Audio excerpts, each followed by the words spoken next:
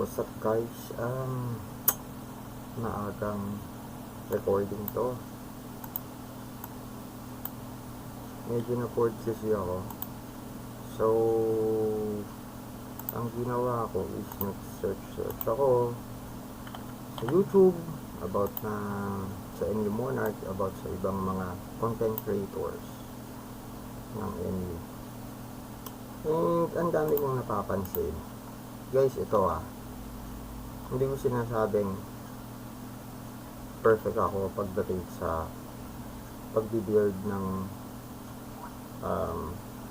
character classes. Okay, kasi first off, start ako ng MU way back 2000 pa, kasi talagang MU Philippines.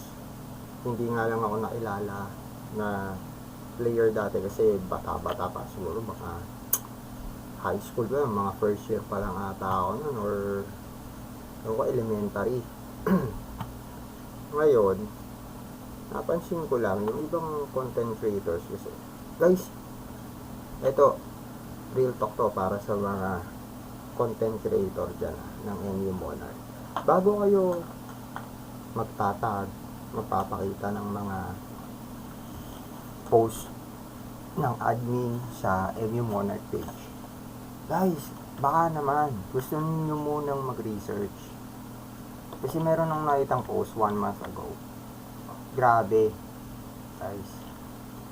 Tinira niyo yung page ng MU Monarch just because nakita niya yung suggested build ng tank build ng DK, ng Dark Knight.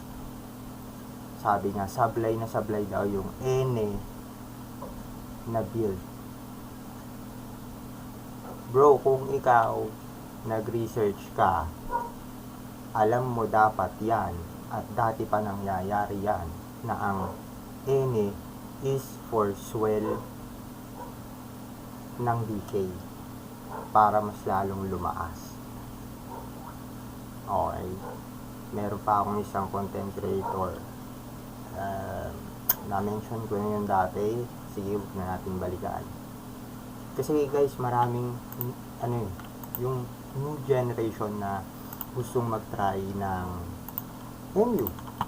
So kung kunyari newbie lang rin naman kayo sa MU, hindi naman kayo ganun ka-pioneer, or hindi kayo pioneer, huwag nyo nang i-claim, guys. Diba?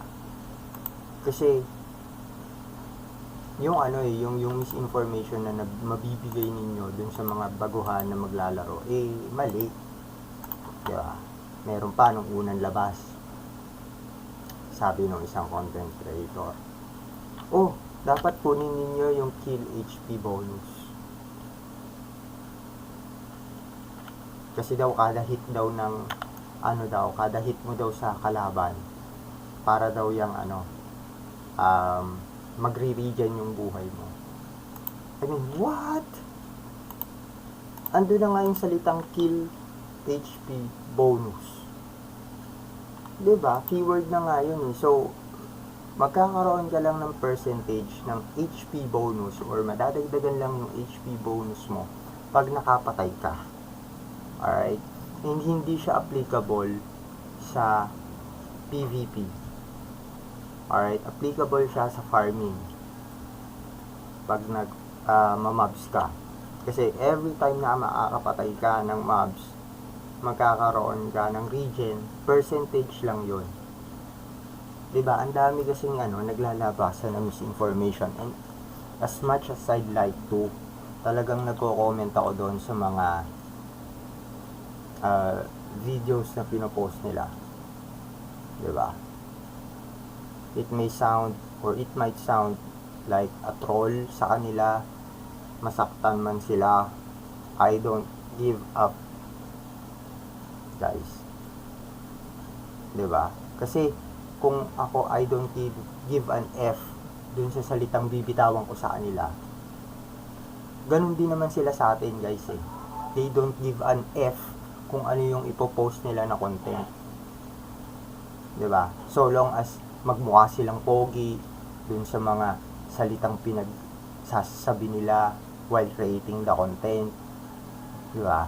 Hindi na nila iniisip kung makakatulong ba yon sa mga players na makakanood ng content nila. Yun lang guys. I hope this video serves as a reminder dun sa mga magbabalak na mag-content ng MU Monarch. Guys, please lang, please mag-research muna kayo para hindi kayo nagmumukhang P. Alright? Peace out guys, peace out.